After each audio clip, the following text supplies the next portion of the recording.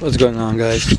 Okay, so I got my car back last night, and I did do a bunch of those mods that I said I was going to do, plus I did a little bit more. I wanted to show you guys here. So you can see now that the front mount intercooler is on. I gotta cut out the front bumper today, so I'll make a video of that as well. Alright, so the mods that I got over the past 2-3 days are, we'll start here. I don't know if you can see, TGV deletes, air pump delete. I put a Cobb fuel system on it, and I requested that I get E85 kit, the Flex Fuel Kit from Cobb. So they ordered that first, and they told me that no, you don't need it because in Canada they don't have ethanol E85 or whatever. But after doing some research while the car was at the shop, I did find ethanol, and I actually purchased it. It's right there. So I called the shop back and I told them I wanted to go with Flex Fuel. So I had to order the Flex Fuel Kit as well, and got that installed as well. So it's good to go now. I also added the IAG Competition V3 air oil separator. The turbo you can kind of see now. It's a 20G Cobb. And what else?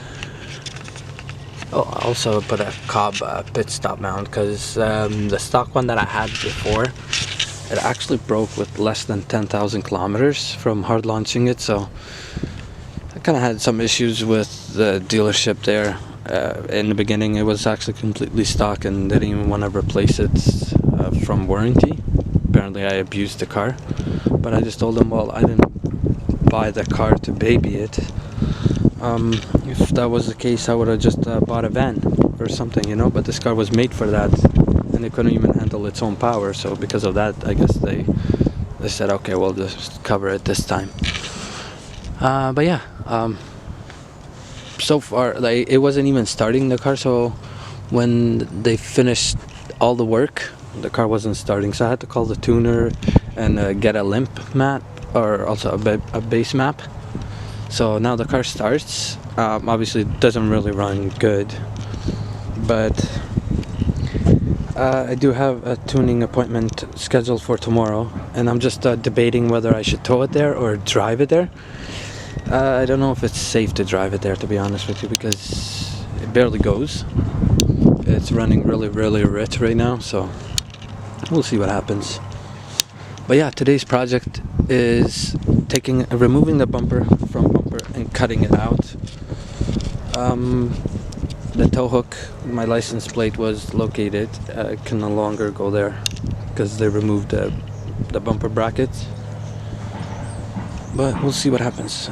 I think I'm just gonna cut around where I have the name here. So I will cut around on this edge here, go down, and leave this license plate, the two holes there, on there, and then just cut around here. We'll see how that turns out. I'll keep you guys posted and updated.